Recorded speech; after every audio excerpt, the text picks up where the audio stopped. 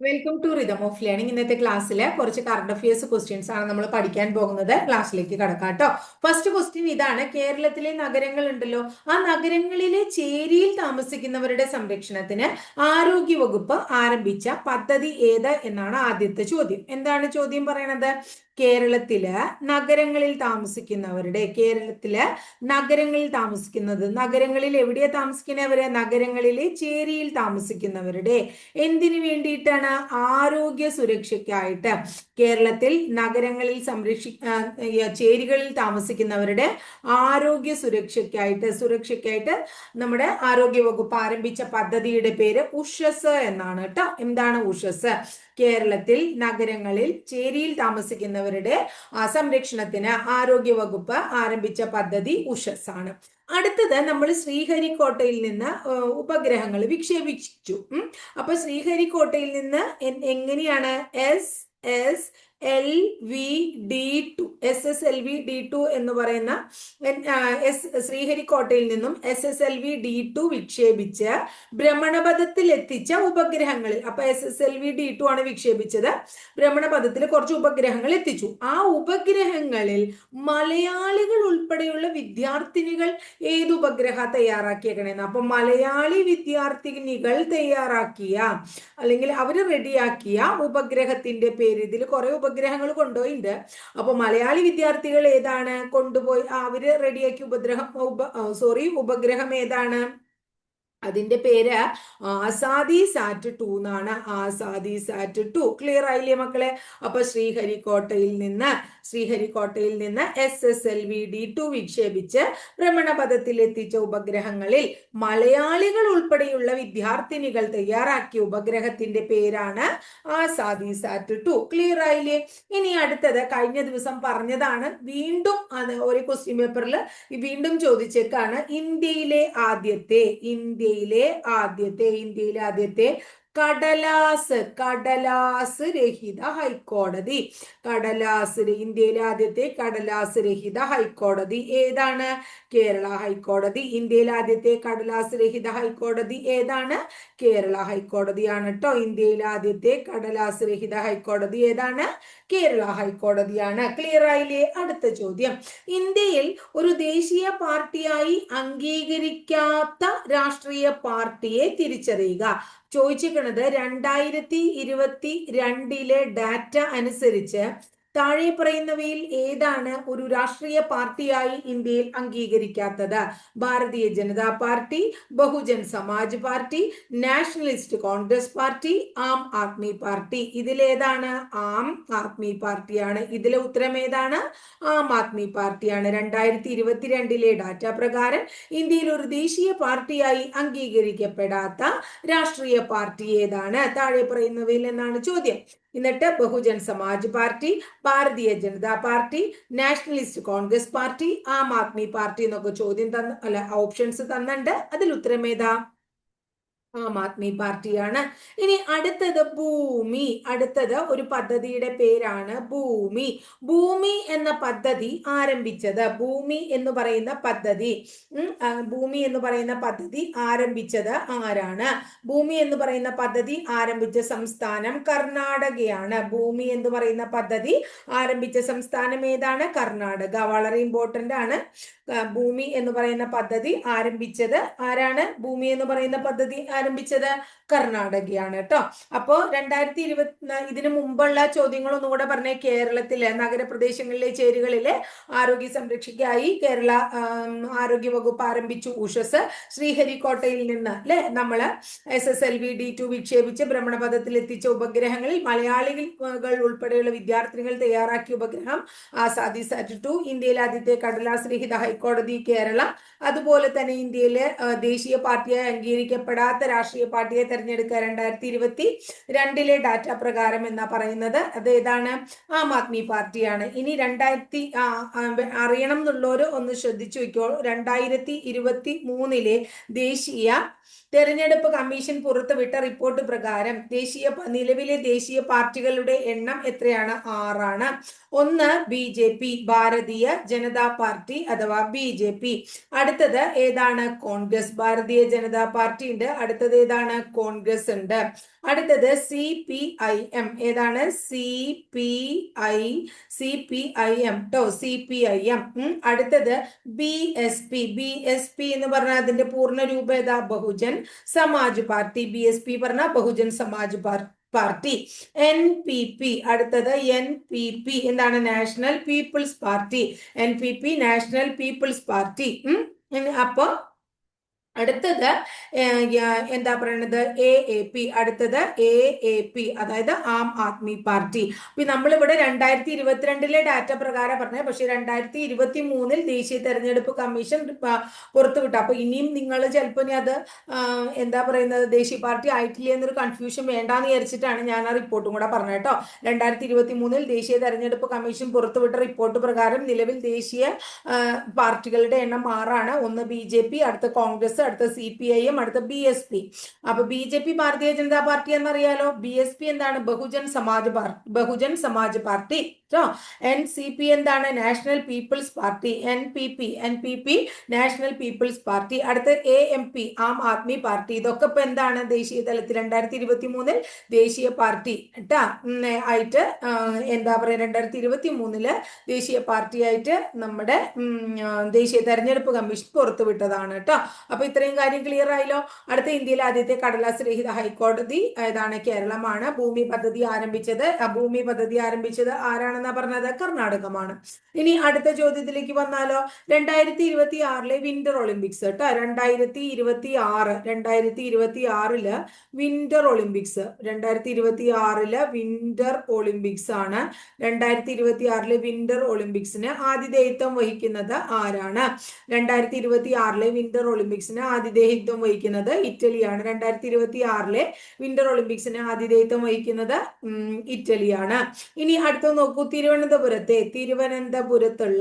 തിരുവനന്തപുരത്തുള്ള പഴയ വിക്ടോറിയ ഹാളിന്റെ പേരെന്താണ്? തിരുവനന്തപുരത്തുള്ള പഴയ വിക്ടോറിയ ഹാളിന്റെ പേര് എന്താണ്? മഹാത്മാ അയ്യങ്കാളി ഹാൾ. എന്താണ്? മഹാത്മാ അയ്യങ്കാളി. തിരുവനന്തപുരത്തുള്ള പഴയ വിക്ടോറിയ ഹാളിന്റെ പുതിയ പേരെന്താണ്? മഹാത്മാ അയ്യങ്കാളി ഹാൾ.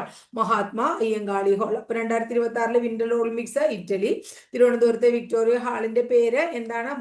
തിരുവനന്തപുരത്തെ പഴയ വിക്ടോറിയ ഹാളിന്റെ പേര് മഹാത്മാ അയ്യങ്കാളി ഹാൾ. ഇനി കേരളത്തിൽ ആർത്തവ അവധി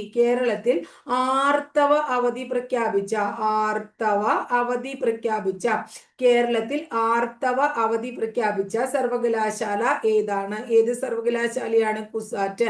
കേരളത്തിൽ ആർത്തവ അവധി പ്രഖ്യാപിച്ച സർവകലാശാല കുസാറ്റാണ്. കേരളത്തിൽ ആർത്തവ അവധി പ്രഖ്യാപിച്ച സർവകലാശാല ഏതാണ്? കുസാറ്റാണ്. ഇന്ത്യയിലെ ആദ്യത്തെ സമർപ്പിത ജ്യോതിശാസ്ത്ര നിരീക്ഷണാലയം ഏതാണ്? അടുത്ത ചോദ്യം ഇതാണ്. ഇന്ത്യയിലെ ആദ്യത്തെ സമർപ്പിത ജ്യോതിശാസ്ത്ര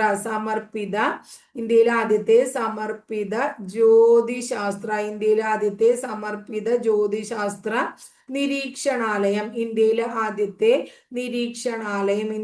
ആദ്യത്തെ സമർപ്പിത ജ്യോതിശാസ്ത്ര നിരീക്ഷണാലയം ഏതാണ്? ആസ്ട്രോസാറ്റ് ആണ്. ഏതാണ്? ആസ്ട്രോസാറ്റ് ആണ്. ഇന്ത്യയിലെ ആദ്യത്തെ സമർപ്പിത ജ്യോതിശാസ്ത്ര നിരീക്ഷണാലയം ഏതാണ്? ആസ്ട്രോസാറ്റ്. ഇന്ത്യയിലെ ആദ്യത്തെ സമർപ്പിത ജ്യോതിശാസ്ത്ര നിരീക്ഷണാലയം ഏതാണ്? ആസ്ട്രോസാറ്റ് ആണ്. ഇന്ത്യയിലെ ആദ്യത്തെ സമർപ്പിത ജ്യോതിശാസ്ത്ര നിരീക്ഷണാലയം ഏതാണ്? ആസ്ട്രോസാറ്റ് ആണ്. ഇന്ത്യയിലെ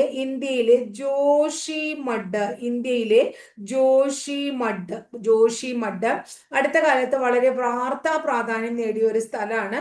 എവിടെയാണ് എന്നാണ് ചോദിച്ച. വാർത്താ പ്രാധാന്യത്തിന്റെ കാര്യം ഞാൻ പറയാം. അതിനു മുമ്പ് അത് എവിടെയാണെന്ന് പഠിക്കാം. ഉത്തരാഖണ്ഡിലാണ്. ഇന്ത്യയിലെ ജോഷിമഠ് എന്ന് പറയുന്നത് എവിടെയാണ്? ഉത്തരാഖണ്ഡിലാണ്. ഉത്തരാഖണ്ഡിലെ ചമോലി എന്ന് പറയുന്ന ജില്ലയുണ്ട്. അവിടുത്തെ ഒരു ക്ഷേത്ര നഗരമാണ് ജോഷിമഠ്. എന്താന്ന് വെച്ചിട്ടുണ്ടെങ്കിൽ ഇവിടെ ഇതിനടുത്ത് തപോവൻ വിഷ്ണുഗഡ് ഊർജ പദ്ധതി ഉണ്ട്. അപ്പൊ അതും കൂടി ഒന്ന് പഠിച്ചു വെക്കുക.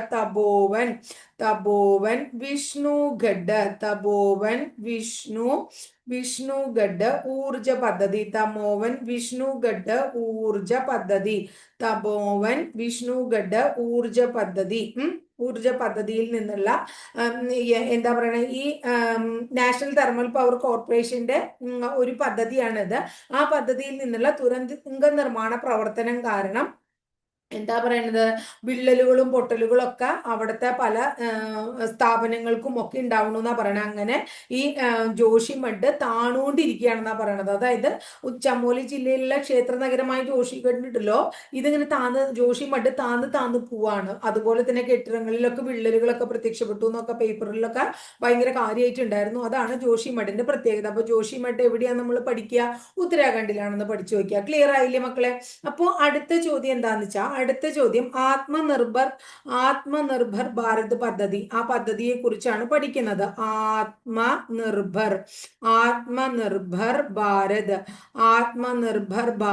അഭിയാൻ, ആത്മനിർഭർ ഭാരത് അഭിയാൻ, അതിനെ കുറിച്ചാണ് നമ്മൾ പഠിക്കണേ. ആത്മനിർഭർ ഭാരത് അഭിയാൻ പദ്ധതി ഉണ്ടല്ലോ, ആ പദ്ധതിയുമായി ബന്ധപ്പെട്ട് താഴെ പറയുന്നവയിൽ ശരിയല്ലാത്ത പ്രസ്താവന ഏത് എന്നാണ് ചോദിച്ചത്. അപ്പൊ ടീച്ചർ ഓപ്ഷൻസ് എഴുതാം. 2020 മെയ് 12 ഇത് പ്രഖ്യാപിച്ചു. 2020 മെയ് 12 ശരിയായിട്ടുള്ളതേ ഞാൻ എഴുതുള്ളൂ. 2020 മെയ് 12 പ്രഖ്യാപിച്ചു. ഇന്ത്യയുടെ ജി ഡി പിയുടെ 10% വരുന്ന പദ്ധതിയാണിത്. ജി ഡി പിയുടെ 10%. ഇതിന്റെ പശ്ചാത്തലം കോവിഡ് മഹാമാരിയാണ് പശ്ചാത്തലം. അടുത്തത് കൊടുത്തേക്കണ ഓപ്ഷൻ എന്താണെന്നറിയോ? അടിസ്ഥാന സൗകര്യ വികസനത്തിന് വേണ്ടി മാത്രമുള്ളതാണെന്ന്. പക്ഷെ അത് തെറ്റാണ്. എന്തിനു വേണ്ടിയിട്ടാണ്? രാജ്യത്തെയും ഇന്ത്യയിലെ പൗരന്മാരെയും എല്ലാ അർത്ഥത്തിലും സ്വതന്ത്രവും സ്വയം പര്യാപ്തവുമാക്കുക എന്ന ലക്ഷ്യത്തോടെ ആരംഭിച്ച പദ്ധതിയാണ്. അതായത് ഇന്ത്യയുടെ ജി ഡി പിയുടെ 10% തുല്യമായ 20 ലക്ഷം കോടി രൂപ, കണ്ടോ, 20 ലക്ഷം കോടി രൂപയാണ് ഇതിന്റെ പാക്കേജിനായിട്ട്, 20 ലക്ഷം കോടി രൂപയാണ് ഇതിന്റെ പാക്കേജിനായിട്ട് കൊണ്ടുവന്നിട്ടുള്ളത്. അപ്പൊ ഇന്ത്യയെയും ഇന്ത്യയിലെ പൗരന്മാരെയും എല്ലാ അർത്ഥത്തിലും സ്വതന്ത്രവും സ്വയം പര്യാപ്തവുമാക്കുക എന്ന ലക്ഷ്യത്തോടു കൂടി ആരംഭിച്ച പദ്ധതിയാണ്. 20 ലക്ഷം കോടി രൂപയാണ് അതിന്റെ പദ്ധതി ചെലവ്. അത് ഇന്ത്യയുടെ ജി ഡി പിയുടെ 10%. 2020 മെയ് 12 ആരംഭിച്ചത്. അത് കോവിഡ് മഹാമാരി പശ്ചാത്തലത്തിൽ തുടങ്ങിയതാണ്. ഇത്രയും കാര്യം ക്ലിയർ ആയില്ലേ? ആത്മനിർഭർ ഭാരത് അഭിയാൻ എന്ന് പറയുന്ന പദ്ധതിയുമായിട്ട് ബന്ധപ്പെട്ട്. ഇനി കേരളത്തില് ഹയർ സെക്കൻഡറി വിഭാഗം ഉണ്ട്. നമുക്കറിയാം 10 കഴിഞ്ഞിട്ടുള്ള വിഭാഗമാണ്. അത് കൂടാണ്ട് ഹൈസ്കൂൾ വിഭാഗമുണ്ട്. ഈ ഹയർ സെക്കൻഡറി ഹൈസ്കൂൾ വിഭാഗം, ഈ കേരളത്തിലെ ഹയർ സെക്കൻഡറി ഹൈസ്കൂൾ എന്നീ സംവിധാനങ്ങള് ഏകീകരണം, അതായത് ഏകീകരണം എന്ന് പറഞ്ഞാൽ ഇത് രണ്ടും കൂടി കൂട്ടിയോജിപ്പിക്കുക. ഏകീകരണത്തിനായിട്ട് ശുപാർശ ചെയ്ത കമ്മിറ്റി ഏതാണ്? ഗാദർ കമ്മിറ്റിയാണ്. ഇന്ത്യയിൽ ഹയർ സെക്കൻഡറി ഹൈസ്കൂൾ വിഭാഗങ്ങളുടെ, ഇന്ത്യയിൽ ഹയർ സെക്കൻഡറി ഹൈസ്കൂൾ സംവിധാനങ്ങളുടെ ഏകീകരണം ശുപാർശ ചെയ്ത കമ്മിറ്റി ഗാദർ കമ്മിറ്റിയാണ്. അടുത്തത് താഴെ പറയുന്ന ഏത് വർഷമാണ് പോക്സോ നിയമം ഭേദഗതി വരുത്തിയത്? താഴെ പറയുന്ന ഏത് വർഷമാണ് പോക്സോ നിയമം ഭേദഗതി വരുത്തിയത്? 2014 ആണോ, 2018 ആണോ, 2019 ആണോ, 2020 ആണോ? 4 ഓപ്ഷൻ തന്നിട്ടുണ്ട്. ഈ പോക്സോ ഭേദഗതി വരുത്തിയത് 2019. താഴെ പറയുന്നതിൽ ഏത് വർഷമാണ്? 2019. പോക്സോ നിയമം ഭേദഗതി വരുത്തിയത് ഏത് വർഷമാണ്? 2019. ഇനി അടുത്തത് ഇന്ത്യയുടെ തദ്ദേശീയ COVID-19 വാക്സിന്റെ പേരെന്ത് എന്നാണ് ചോദിക്കുന്നത്. ഇന്ത്യയുടെ തദ്ദേശീയ COVID-19 വാക്സിൻ, കോവിഷീൽഡ് ഉണ്ട്, കോവാക്സിൻ ഉണ്ട്, സ്പുട്നിക് 5 ഉണ്ട്, സ്പുട്നിക് ലൈറ്റ് ഉണ്ട്, ഒക്കെ കൊടുത്തിട്ടുണ്ട്. അപ്പൊ കോവാക്സിൻ ആണ് ഇന്ത്യയുടെ തദ്ദേശീയമായിട്ടുള്ള COVID-19 വാക്സിൻ ആണ് കോവാക്സിൻ. ഇന്ത്യയുടെ തദ്ദേശീയമായ COVID-19 വാക്സിൻ കോവാക്സിൻ ആണ്. കേരളത്തിൽ ആദ്യമായിട്ട് നിപ്പ റിപ്പോർട്ട് ചെയ്തത് എവിടെയാണ്? കേരളത്തിൽ ആദ്യമായിട്ട് നിപ്പ റിപ്പോർട്ട് ചെയ്തത് കോഴിക്കോടാണ്. ഇന്ത്യയുടെ തദ്ദേശീയ COVID-19 വാക്സിൻ കോവാക്സിൻ ആണ്. പോക്സോ നിയമം താഴെ പറയുന്ന ഏത് വർഷമാണ് ഭേദഗതി ചെയ്തത്? 14 ആണോ, 18 ആണോ, 19 ആണോ, 20 ആണോ? 19 അല്ലെ. ഹയർ സെക്കൻഡറിയും ഹൈസ്കൂളിനെയും കൂട്ടിയോജിപ്പിക്കാൻ വേണ്ടിയിട്ടുള്ള ഏകീകരണത്തിന് ശുപാർശ ചെയ്ത കമ്മിറ്റി ഏതാണ്? ഖാദർ കമ്മിറ്റിയാണ് അല്ലെ. ആത്മനിർഭർ ആത്മനിർഭർ ഭാരത് എന്നാ വന്നേ 2020 മെയ് 12-ന്. ആ പദ്ധതിയിൽ എത്ര രൂപ മാറ്റിവെക്കുകയാണ്? GDP-യുടെ 10%. അത് എത്ര വരും? 20 ലക്ഷം കോടി രൂപ വരും. കോവിഡ് മഹാമാരി പശ്ചാത്തലത്തിലാണ്. എന്താ ലക്ഷ്യം? രാജ്യത്തെ പൗരന്മാരെയും രാജ്യത്തെയും എല്ലാ അർത്ഥത്തിലും സ്വതന്ത്രവും സ്വയം പര്യാപ്തവുമാക്കുക എന്ന ലക്ഷ്യത്തോടെ ആരംഭിച്ച പരിപാടിയാണ് ആത്മനിർഭർ ഭാരത് അല്ലെ. ഇനി അടുത്തത് നക്ഷത്രങ്ങളെ കുറിച്ചുള്ള പഠനം. നക്ഷത്രവുമായിട്ട് ബന്ധപ്പെട്ട് നക്ഷത്രങ്ങളെ കുറിച്ചുള്ള പഠനം, നക്ഷത്ര പഠനം 5 വർഷം പൂർത്തിയാക്കിയ നക്ഷത്ര പഠനം 5 വർഷം പൂർത്തിയാക്കിയ ഇന്ത്യൻ സാറ്റലൈറ്റ് ഏതാണ്? നക്ഷത്ര പഠനം 5 വർഷം പൂർത്തിയാക്കിയ ഇന്ത്യൻ സാറ്റലൈറ്റിന്റെ പേര് ആസ്ട്രോസാറ്റ് ആണ്. എന്താണ്? ആസ്ട്രോസാറ്റ്. നക്ഷത്ര പഠനം 5 വർഷം പൂർത്തിയാക്കിയ ഇന്ത്യൻ സാറ്റലൈറ്റിന്റെ പേരെന്താ? ആസ്ട്രോസാറ്റ്. നക്ഷത്ര പഠനം 5 വർഷം പൂർത്തിയാക്കിയ ഇന്ത്യൻ സാറ്റലൈറ്റ് ആസ്ട്രോസാറ്റ് ആണ്. ഇനി അടുത്തത് ഇന്ത്യയിൽ ആദ്യമായി കൊറോണ റിപ്പോർട്ട് ചെയ്തത് എവിടെയാണ്? ഇന്ത്യയിൽ ആദ്യമായി കൊറോണ വൈറസ് റിപ്പോർട്ട് ചെയ്തത് എവിടെയാണ്? ഇന്ത്യയിൽ ആദ്യമായിട്ട് കൊറോണ വൈറസ് റിപ്പോർട്ട് ചെയ്തത് എവിടെയാണ്? കേരളത്തിലാണ്. ഇന്ത്യയിൽ ആദ്യമായിട്ട് കൊറോണ വൈറസ് റിപ്പോർട്ട് ചെയ്തത് എവിടെയാണ്? കേരളത്തിലാണ്. ഇന്ത്യയിൽ ആദ്യമായി കൊറോണ വൈറസ് അല്ലേ. ഇനി അടുത്തത് കുട്ടികളിൽ അനുമതി നൽകിയ ആദ്യ കോവിഡ് വാക്സിൻ ഏതാണ്? കുട്ടികളിൽ പ്രയോഗിക്കാൻ അനുമതി നൽകിയ കോവിഡ് വാക്സിൻ ഏതാണ്? കുട്ടികളിൽ അനുമതി നൽകി. ഇതിൽ കോവിഡുമായി ബന്ധപ്പെട്ട് കുറെ ചോദ്യങ്ങൾ വന്നിട്ടുണ്ട്. ഈ ക്വസ്റ്റ്യൻ സെക്യൂരിറ്റി ഗാർഡ് 10ാം തരം മെയിൻ പരീക്ഷ നടന്നത്. സെക്യൂരിറ്റി ഗാർഡ് എക്സാം ആണ് 10ാം തരം മെയിൻ പരീക്ഷ. കുറേയധികം കോവിഡുമായിട്ട് റിലേറ്റഡ് ആയിട്ടുള്ള ചോദ്യമാണ്. കുട്ടികളിൽ അനുമതി നൽകിയ ആദ്യ കോവിഡ് വാക്സിൻ, അതിന്റെ പേര് സൈക്കോവ്-D എന്നാണ്. എന്താണ് അതിന്റെ പേര്? സൈക്കോവ്-D കുട്ടികളിൽ അനുമതി നൽകിയത് സൈക്കോവ്-D ആണ്. കുട്ടികളിൽ അനുമതി നൽകിയത് ഏതാണ്? സൈക്കോവ്-D ആണ് കേട്ടോ. അപ്പൊ ഒരു കാര്യം കൂടി ഓർത്തു വെച്ചോളൂ, അത് ചോദിച്ചിട്ടുള്ളതല്ല. WHO ലോകാരോഗ്യ സംഘടന അടിയന്തര ആവശ്യത്തിന് അടിയന്തര ഉപയോഗത്തിന് അനുമതി നൽകിയ ഒരു വാക്സിൻ ഉണ്ടായിരുന്നു. അതിന്റെ പേര് ഫൈസർ വാക്സിൻ എന്നാണ്. എന്താണ് വാക്സിൻ? Pfizer vaccine. അപ്പൊ കുട്ടികളിൽ ചോദിച്ചത് കൊണ്ട് ഇത് ചോദിക്കില്ല എന്ന് പറയാൻ പറ്റില്ല. അപ്പൊ WHO അടിയന്തര ഉപയോഗത്തിന് അനുമതി നൽകിയ ആദ്യ വാക്സിൻ ഫൈസർ വാക്സിൻ ആണ്. കുട്ടികളിൽ അനുമതി നൽകിയ ആദ്യ കോവിഡ് വാക്സിൻ ഏതാണ്? സൈക്കോവ്-D ആണ് അല്ലെ. ഇന്ത്യയിൽ ആദ്യമായിട്ട് കൊറോണ കേരളത്തിലാണ്. നക്ഷത്ര പഠനം 5 വർഷം പൂർത്തിയാക്കിയത് ഏതാണ്? ആസ്ട്രോസാറ്റ് ആണ്. അപ്പൊ ഇന്നത്തെ ക്ലാസ്സിൽ ഇത്രയാണ് നമ്മൾ പഠിക്കുന്നത്. അപ്പൊ ഭംഗിയായിട്ട് അറിയാത്ത കാര്യങ്ങളൊക്കെ എഴുതി വെച്ച് ഭംഗിയായിട്ട് പഠിച്ചു മുന്നോട്ട് പോവുക. വളരെയധികം ദിവസങ്ങൾ നമ്മൾ മുന്നോട്ട് പോയി. ഇനി 10, 30, 35 ദിവസം കഴിഞ്ഞാൽ നമ്മുടെ 100 ദിവസത്തെ പഠനം കംപ്ലീറ്റ് ആവും. അപ്പോൾ എല്ലാവരും ഭംഗിയായിട്ട് പഠിച്ച് മുന്നോട്ട് പോവുക എന്നുള്ളതാണ് ടീച്ചർ പറയുന്നത്. ഇനി നമ്മുടെ കയ്യിലെ സമയം വളരെ കുറവുള്ളൂ കേട്ടോ. നന്നായി പഠിക്കുക കേട്ടോ.